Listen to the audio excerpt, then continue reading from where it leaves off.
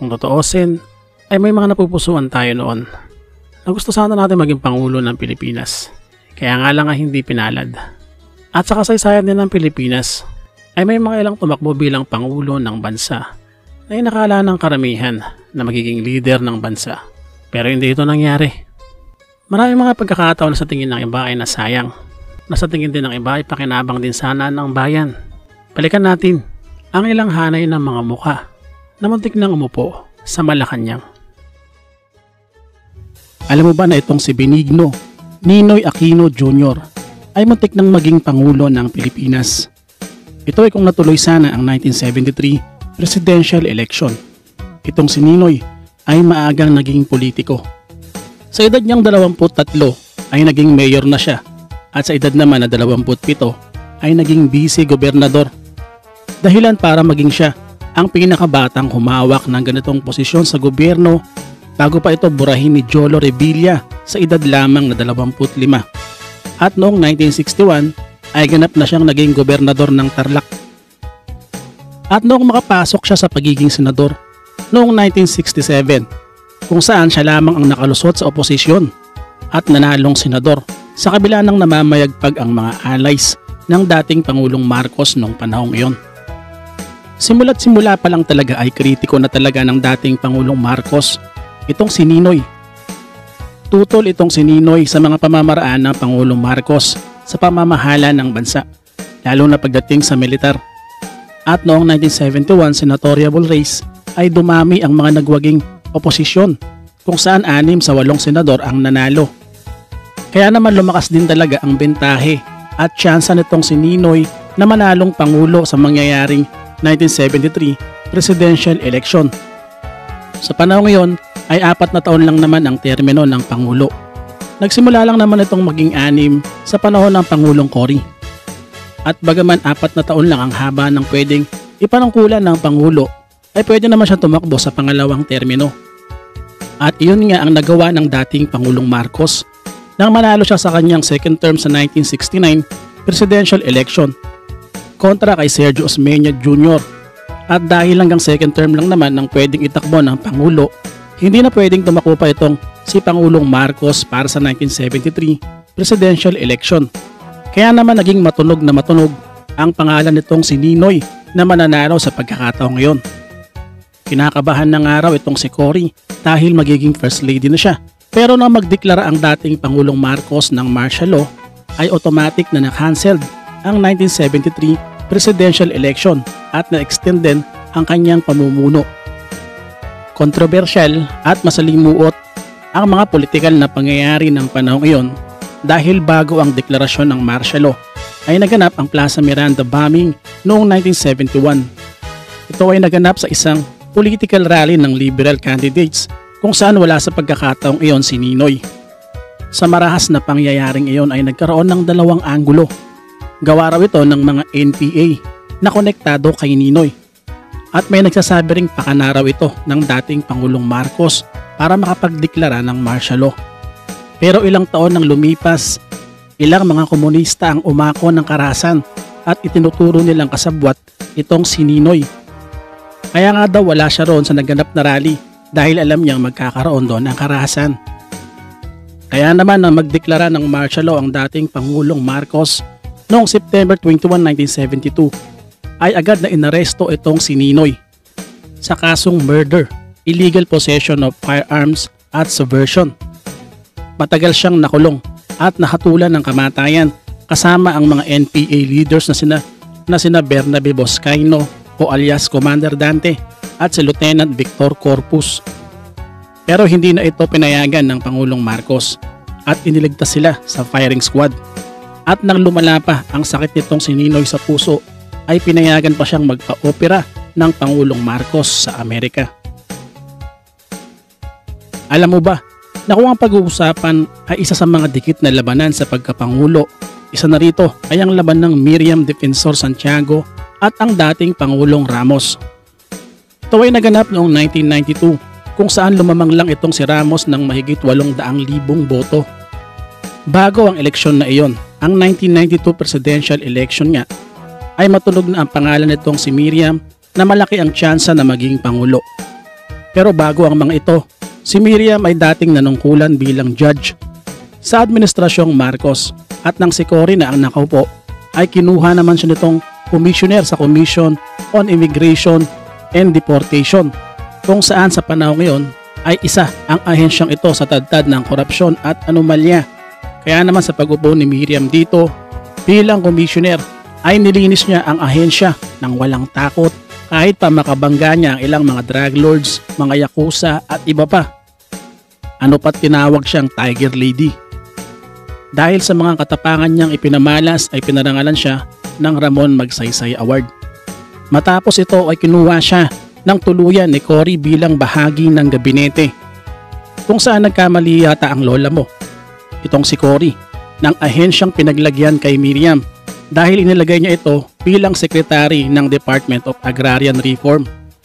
At dahil nga kilalang walang takot at walang kinikilingan nang makita nila itong manilbihan sa Immigration Department, ay umaasa ang Pangulo at ang karamihan na mas magaling nitong magagawa sa bagong ahensya ang pamumuno. Na yun na nga ang kinalabasan. Gumawa siya ng mga batas para sa reforma at napakarami pang pagpapaunlad ng ahensya para sa taong bayan. Pero ang hindi inaasahan ni Cory ay nang kantiin ni Miriam ang Hacienda Luisita na balak din sana niyang ipamahagi. Ang problema nga lang ay si Cory at ang pamilya nito ang nagmamay-ari ng lupain na hindi naman ganun-ganun lang ipapamigay ng pamilya nila.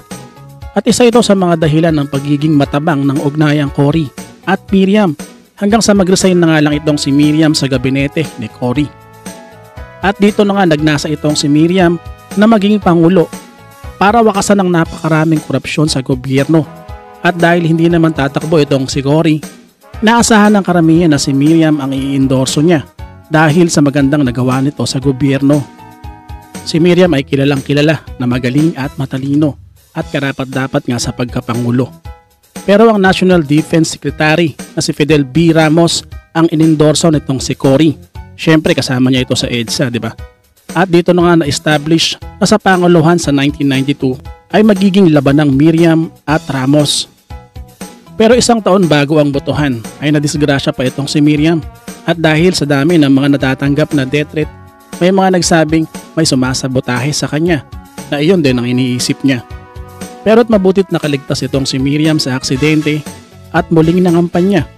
At nang matapos na nga ang botohan, sa unang 5 araw ay nangunguna sa bilangan itong si Miriam. Pero na magkaroon ng malawakang mga brownout, ay lumamang na sa boto itong si Ramos at idineklara na ngang Pangulo.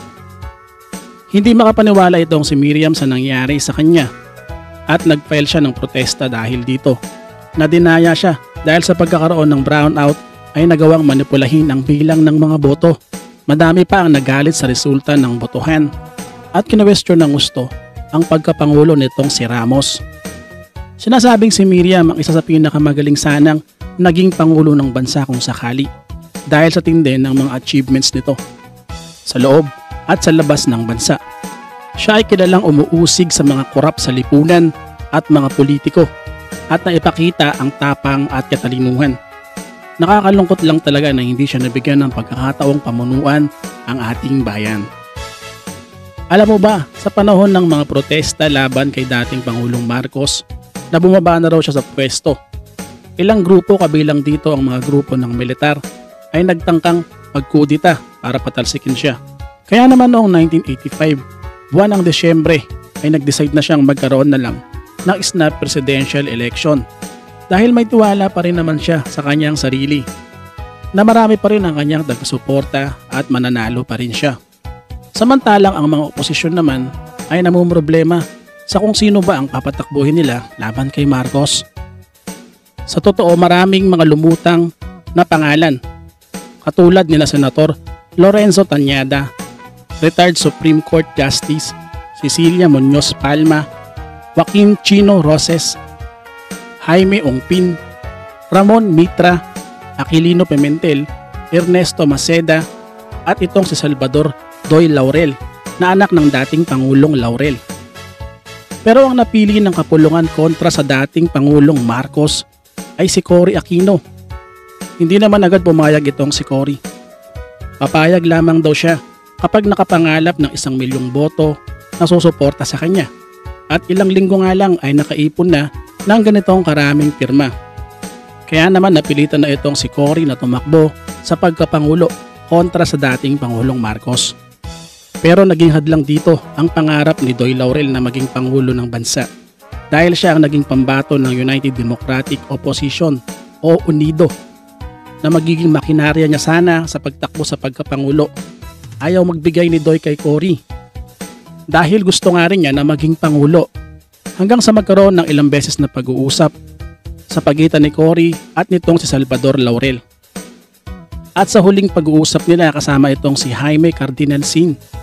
At nang matapos ang pag-uusap na ito ay nagawang magbigay daan na lang nitong si Doy kay Cory at isuko niya na ang kanyang pangarap na pagkapangulo. Umiiyak pa nga itong si Doy dahil mahirap iyon para sa kanya. At dito na nga naging pambato ng oposisyon itong si Cory at pangalawang pangulo niya naman itong si Doy Laurel. Isa sa pinakamakulay na political campaigns sa kasaysayan ng bansa. Kasama sa ating listahan ay itong si Gregorio Aglipay. Itong si Gregorio Aglipay ay isang dating paring Katoliko pero kalaunay na ekskomunikado nang isulong niya ang sekularisasyon para humiwalay sa pananampalatayang Katoliko ng mga Kastila at magtatag ng isang simbahan para sa mga Pilipino. Kasama itong si Isabelo de los Reyes ay itinatag nila ang Iglesia Pilipina Independiente. At isa sa mga nagsulong ng ideyang ito ay itong si Apolinario Mabini para nga tuluyan ng maihiwalay sa mga Kastila ang mga Pilipino. At nang matiwalag na nga sa simbahang Katoliko itong si Aglipay, imbis na magsisi at humingi ng tawad ay mas pinili niyang ituloy ang layunin kung saan siya ang hinirang na kauna-unahang Supreme Bishop sa itinatag nilang simbahan. At dahil dito ay nagkaroon sila ng mga tagasunod na kung tawagin ay mga Aglipayans. Marami rin namang mga sumapi sa Iglesia Pilipina Independiente dahil nga sa ayaw na rin ng mga Pilipino sa pamamalakad ng mga Kastila sa mga sandaling iyon. At dahil dito ay nakilala rin ng gusto itong si Gregorio Aglipay sa maraming tao sa buong Pilipinas. Dahilan din ito para tumakbo siya ng pagkapangulo noong 1935 sa Philippine Commonwealth sa ilalim ng mga Amerikano. Sa panguluhang ito ay tumakbo sina Manuel L. Quezon sa ilalim ng Nationalista Party at sinasabing siya ang pinakamalakas na kandidato sa mga panahong iyon. Tumakbo rin itong si Emilio Aguinaldo sa ilalim naman ng National Socialist Party. At ito namang si Gregorio Aglipay nga sa ilalim naman ng Republican Party. Kaya nga lang sa nangyaring eleksyon na iyon ay nanalo itong si Manuel Quezon at natalo syempre itong si Aglipay. Kasama ni Manuel Quezon na nanalo ang kanyang Vice President na si Sergio Osmeña, kung saan tinalo naman ito sina Raimundo Meliza na running mate naman ni Aguinaldo at si Norberto Nabong na running mate naman ni Gregorio Aglipay. At sinasabi ring isang dahilan sa pagkakapanalo ni Quezon ay ang pagsusulong niya sa Tidings McDuffie Act na isang batas para tuluyang makalaya ang mga Pilipino sa mga Amerikano. At dahil sa magandang layuning ito ay naging mabangon ng gusto itong si Manuel L. Quezon, kaya naman siya ay nanalo sa pagka-pangulo. Sunod naman natin ay itong si Claro Mayo Recto. Kilala itong si Claro M. Recto sa pagsusulong ng nasyonalismo o pagkamakabayan. At kung sa mga tinapos naman ay may sinasabi rin naman itong si Recto, kung saan naging honor student siya ng Ateneo de Manila, kung saan nagtapos siya ng Bachelor of Arts degree maxima cum laude. Nagmaster din siya ng law sa University of Santo Tomas at nagdoctorate naman sa Central Philippine University. At dahil mataba ang utak, ay naging isang matinik na politiko. Una muna siyang naging legal advisor ng Senado noong 1916 hanggang sa ma-elect siyang kongresista sa ikalawang distrito ng Batangas. At matagal siyang naging minority floor leader na inabot ng hanggang 1925.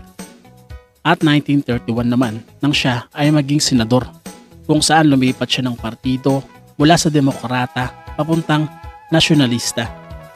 Naging bahagi rin itong si Claro M. Recto ng misyon na tumungo sa Washington DC sa pangunguna ni Manuel Quezon para isulong nga ang Tidings-McDuffie Act para sa kalayaan ng ating bansa. Matapos ito ay na-appoint itong si Claro M. Recto na maging Pangulo ng Convention para sa pagbalangkas ng batas sa gobyernong Commonwealth ng Pilipinas. At nagsilbi rin siyang Associate Justice ng Supreme Court mula 1935 hanggang 1936 at muling naging senador noong 1941. At noong panahon naman ng pananakop ng mga Hapon sa ating bansa ay nanilbihan naman siya sa gobyernong pinangungunahan ni Pangulong Jose P. Laurel. At matapos ang digmaan ay muli na naman siyang naging senador sa Malayang Republika ng Pilipinas.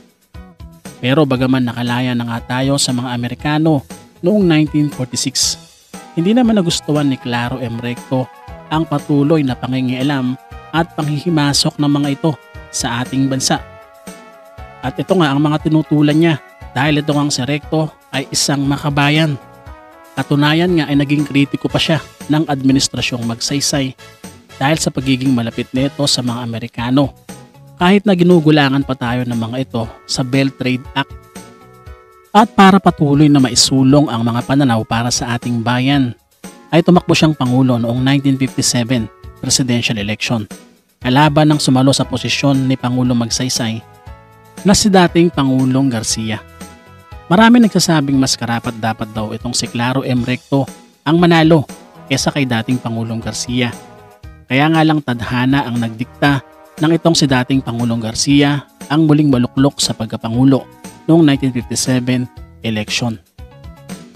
Sunod naman natin ay si The King, si Fernando Poe Jr. 2003 nang i-announce ng hari ng pelikulang Pilipino ang pagkandidato niya para sa 2004 presidential election sa ilalim ng koalisyon ng nagkakaisang Pilipino. At si Loren Legarda naman ang ka-running mate niya sa pagkapangalawang Pangulo.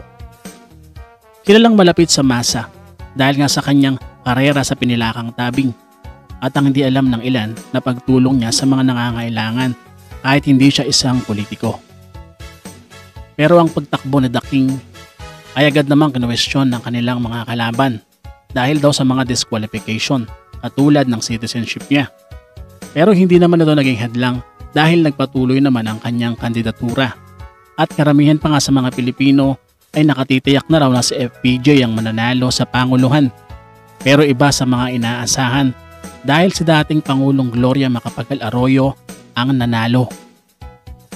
Dito na nga lumabas ang mga espekulasyon ng sinasabing nangyaring dayaan.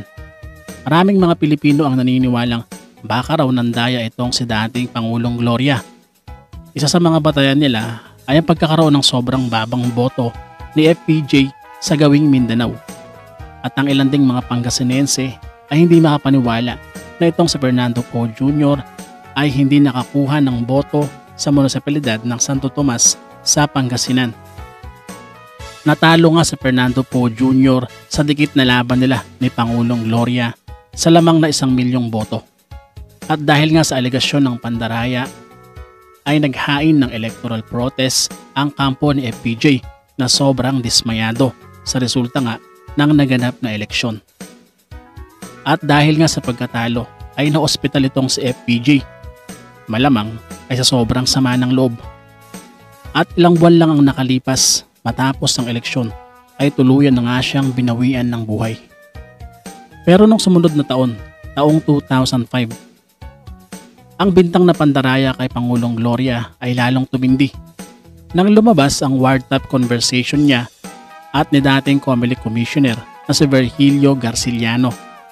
Isang usapan na nagpapatunay ng manipulasyon sa halalan. Ang revelasyong ito ay ang naging dahilan para sa pagkaka-impeach ni dating Pangulong Gloria. Pero wala rin namang nangyari at hindi naman siya napatalsik sa pwesto.